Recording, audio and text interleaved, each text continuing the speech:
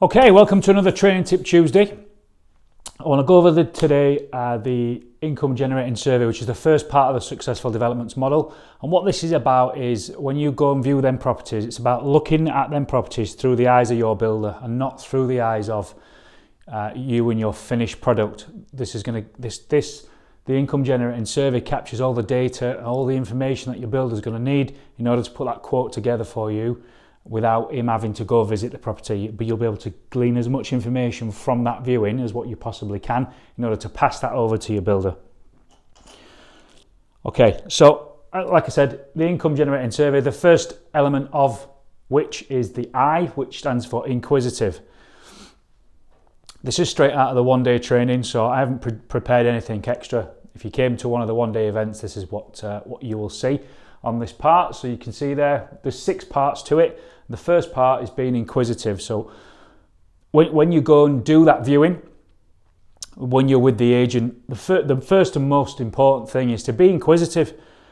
Ask loads and loads of questions.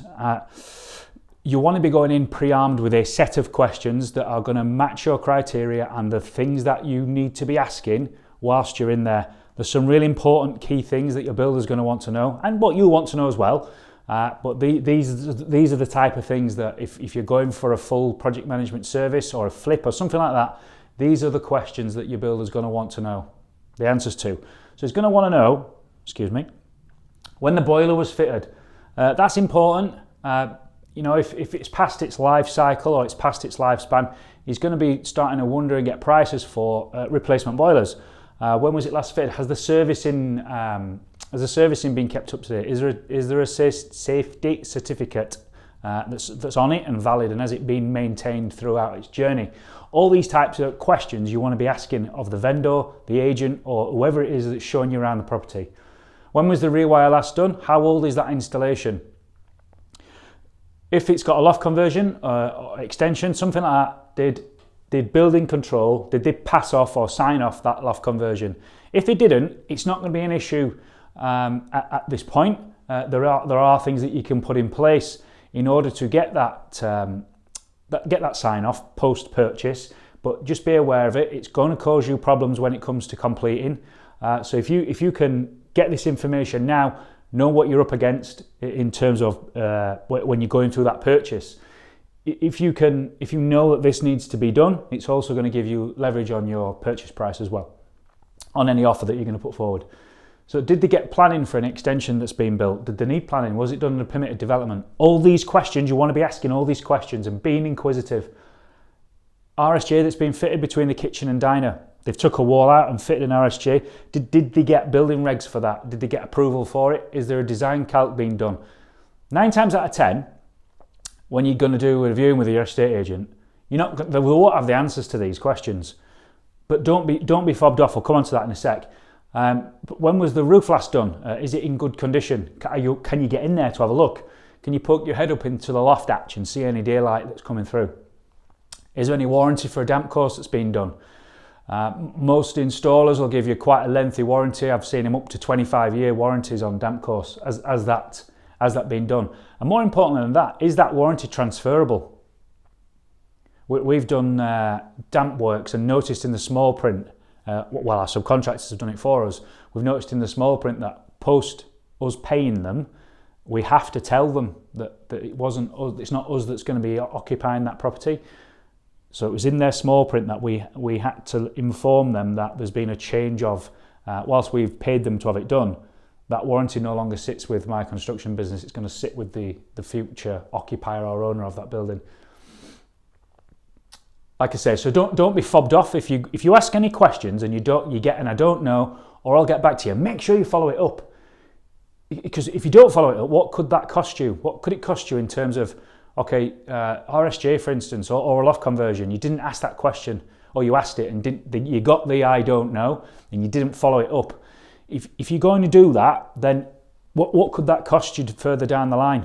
If it's a cash purchase or a solicitor misses it, something like that, what impact is that going to have on your numbers if you haven't chased up or followed up that question that you've asked? And if you've asked the question, it's because you need to know. You are asking the question just to be a pain in the arse. The owner or agent should or will know that information. Particularly if it's an owner and they did the work, they're going to know that information. If they're not forthcoming with it, it's likely that they don't have it. Don't accept and I don't know. Always follow it up. You're going to get these though on viewings, when you get on your actual viewing. But you're going to demonstrate a level of seriousness and professionalism if you do follow up that phone call the next day with, I viewed a property yesterday, I asked a couple of questions. The agent that took me around didn't know the answers. Did you get those answers for me that I asked those questions about? So some of the items that we've just discussed, they could break a deal, like the loft conversion or the RSJ being fitted and the wall removal coming out. Did that work get signed off? If they don't have that info though, however, you've tried every avenue that you want to go down. If they don't have that avenue, it's not a deal breaker, but it's risk, and it's about mitigating that risk and managing that risk throughout. Risk is also leverage. So when it comes to formulating that offer and putting it forward to that vendor, if they've done a loft conversion and it's not been signed off or it's not been built to building regs, that's immediate leverage on your offer. Let's say they want 100 grand for the building and it's going to cost you 20 to put that loft right. You can immediately see what impact that's going to have on your offer. That's the I. I'm going to jump forward. Like I said, this is straight out of the one-day event. We don't go through every single letter. We just give you some a few chunks, bit of a taster into the whole model. So I'm going to jump into the O now, which is the observation, which is the fourth letter. As you can see there, observations. So we've gone from the inquisitive part into observations. So these are the things that your builder is going to really, really want to know. If you can give him this information and save him a visit, then it's going to be fantastic. It's going to immediately position you as you're someone that knows what they're doing. You're not just wasting the builder's time by ringing him up and saying, can you go look at this house for me? Can you give me a price for this? I don't actually know what I want, or I don't actually know what needs doing. If you can give him this information, brilliant. Now what you can see there is a classic rising damp. Coming up here, you see this sort of thing. You'll see paper peeling off, paint peeling off. You'll see this nasty tide mark, and that's rising damp coming out the floor and up into the wall. And it pushes the plaster and the decoration off away from the wall. You'll have seen this lots and lots of times. So what comes secondary to that is in this observation section. If you do notice rising damp while you're on them viewings, write down that you've seen this, have a photograph of it, you've seen that. So that wall's going to need treating, but what's on that wall is this. You can see the skirting board's missing there, but if the skirting board's on there, it's rotten. Write it down. So we've wrote down rotten skirt. We've wrote damp issue, rotten skirting boards. There might be a socket there or a radiator. Put those things down there. Write them down. And you're doing that because if he comes to treat that damp, these are things that he's going to have to consider when putting that quote together. So if he's got to inject that wall or fit some sort of tanking or any sort of treatment where the plaster comes off and they get him back to the brickwork, we've got other works to do. So there's going to be skirting boards to replace, there's going to be rads to take off and put back, sockets to take off and put back, them types of things. Windows. Windows is a big one, massive thing that's often missed or often misdiagnosed is probably a good word. So you can see here in this window, I don't know if you can make that out, that foggy pane of glass there. It's very easy for you guys to go out and view properties and think it needs windows when you see that. That's not always and necessarily the case. That could just be a piece of glass. Now a piece of glass that size might cost you 40 quid, 50 quid, something like that. Whereas a window might cost you 400. So it's really important to identify the difference between needing glass and windows. We come on to that in another training. This is just a brief overview of things you should be noting. So note when you're writing down your observations, when it comes to windows, note down what you see. Note down foggy glass, take a picture of it. Your builder's going to know from that photo that glass needs replacing. It's not a very clear photo to know if the window needs doing, but if you had a better picture of inside and outside, you'll be able to tell you whether that window needs changing or not. Other things your builder's going to want to know, this is a big one, particularly if you're doing HMO conversion or any sort of conversion of any sort, fitting any en-suites, anything like that. The builder's going to want to know where your soil stack is. Soil stack is also known as those things up there. So soil and vent pipe, soil pipe, foul pipe, toilet pipe, soil stack, shit pipe, all of those things. These are all phrases that builders will use. And they will ask you where that is if you're going to be doing that type of work. Reason is that's where all your waste in the building goes. So they're usually at the back, sometimes on the side. Very rarely are they on the front. So if you're going to be fitting sort of any en-suites or bathrooms or moving a bathroom upstairs, something like that, if you're doing that at the front of the building, he's going to need to know where the soil stack is so he can ascertain how he gets the waste out of the property. Also note down what it's made of. That looks like a cast iron. Yeah, it is. So that's a cast iron one that they're hard to boss into. In fact, they're impossible to boss into. So that you would need to replace that in its entirety for plastic to be able to get those connections in there. Again, that comes on another training on the full successful developments model, how we manage getting waste out of the building and that type of thing. This is just your observation section, things you need to be writing down for your builder to be able to get that quote together for you. There's another soil stack there. That one's plastic though. So we can see a soil stack. It's obviously at the back of the house there, and all the connections going into it. This is obviously the bathroom here. This is probably the excuse me. This is probably the wash hand basin.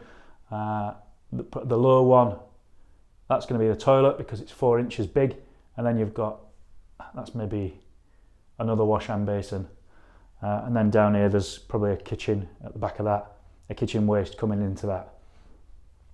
All items that produce waste all goes into this pipe and then down into the sewer under the ground. He just needs to know where that pipe is on the property. Okay, so real key points for your builder. These items, these are absolute must items. So where's the boiler? Where's the rads? Where's the sockets and switches, fuse board? Where's the meters? And is that wall load bearing if you're going to be taking out a wall? We did a load bearing wall removal teaching last week.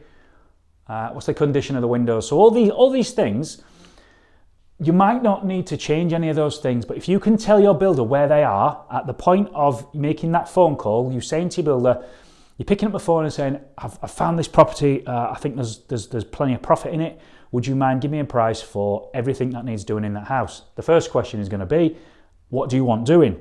Now, if you can give him this sort of information along with a plan of what you want doing, you immediately position yourself as a professional and you immediately position yourself as somebody that knows what they're talking about. You've gone out your way to gather that information for him. You're going to save him a visit.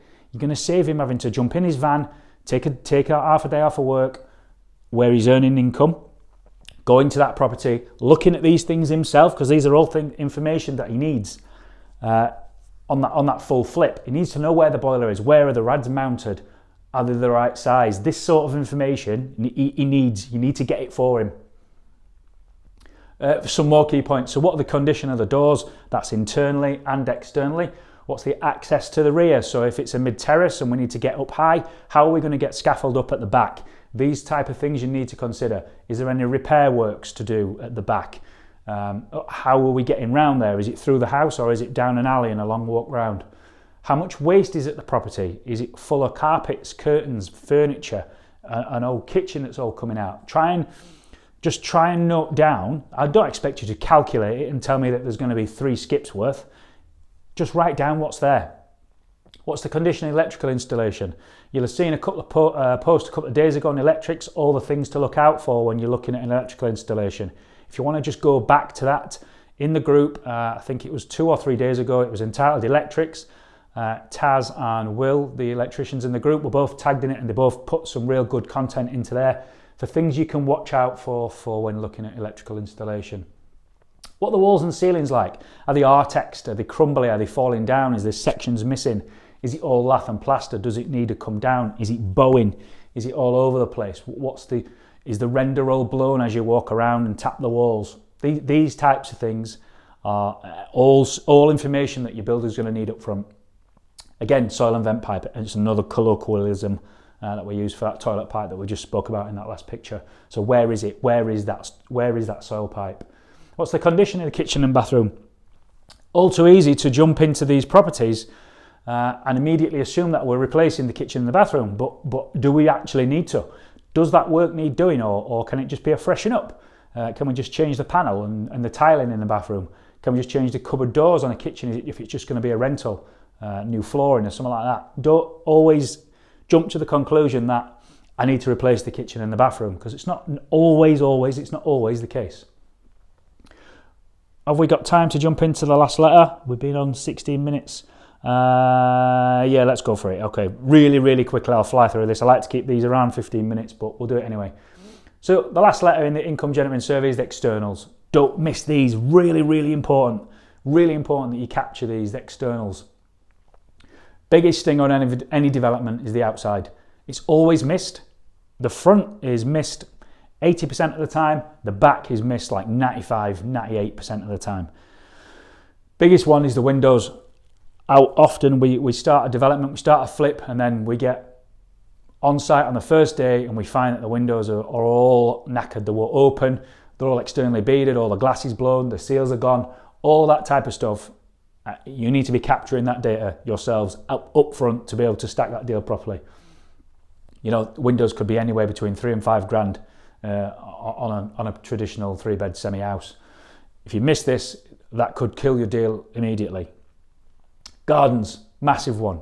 There's a massive amount of waste going to come out of that garden there in that photo. That was an actual job we did. The garden clearance on this, it was horrendous. I think it cost, if I remember right, it cost the client between 4 and 5 grand to have this cleared. There was an outbuilding under here that needed to be knocked down as well. So don't miss your externals. I'm going to come up with some of the things now that you must capture. You must capture them. It's critical you don't miss it, and the cost of these works, they can spiral. As I said, they often go unnoticed and they're often unaccounted for. Externals is always an afterthought. It's never part of the plan. So we run into a property, we're so keen to get round it and look around it and record all the data, and then we jump back out, forget to look at the outside, builder starts work, and then you start visiting, mid-works, post-works, you think, oh, what should I do outside? Or maybe I'll flag it, maybe I'll do this, maybe I'll do that. And before you know it, you're adding 10 and 20 grand to your project. Everything externally, it's always very expensive, always is. And as I said there, it can kill your development if you don't manage it. So yes, you're going to need to do it, but you need to manage it. You need to grab hold of it, control that cost, and make sure it doesn't get out of control. These are some of the big ticket items that you need to look out for when your externals. I've said already, windows, roof. Stick your head in the loft, have a look. If you see daylight coming through, it might be repairable.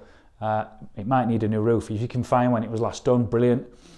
If not, go back outside, have a look at the condition. If you've got slip tiles, look at the condition of the roof. You'll be able to see cracked tiles. For those that's got one, we've got one now. Get a drone up. Worth its weight in gold if it picks up the fact that it needs a roof. Gardens, especially the rear. I don't know why people miss the rear garden. They do. I've often been on viewings myself, and I've said to the agent, "Can I get out the back door?" And it's got these old lace curtains hanging out the back door, and they don't even have a key sometimes. And you think, and you can't even get out there. Don't miss it. Could cost you a fortune. Repointing, slabbing, block paving. All these things are all big ticket items. Everything I'm throwing them up now because I'm conscious of time. Driveways, walls, fences, chimneys, rendered drainage, any demolition works, any outbuildings that are coming down, sheds, garages, anything like that. That is all cost. All of these things are all very expensive to do. However, don't let these items put you off the purchase. Just make sure that you factor in the cost. Okay? So we're there, tarmac gates, meter boxes, soffit and fascia, guttering downpipes. Does the deal still stack given all of that information that we've just gone through there? That comes to a close for that part, and we've done 20 minutes, bang on.